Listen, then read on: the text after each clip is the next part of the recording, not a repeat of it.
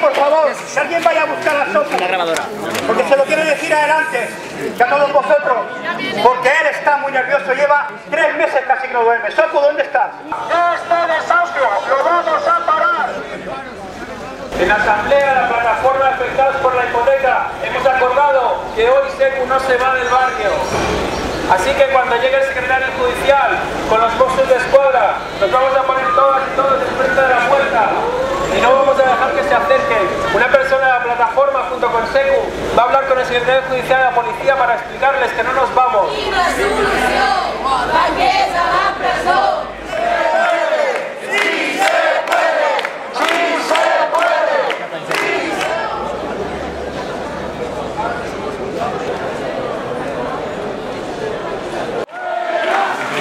Se lo comentáis nosotros y mantenemos el dispositivo, no se lleva a cabo un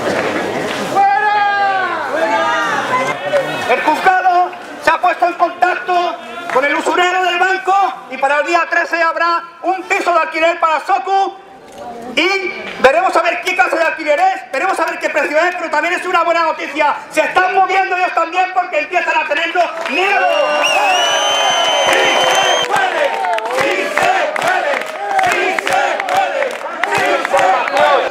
Queremos mantener la concentración aquí hasta que Seku tenga un papel firmado por el juez con esta información.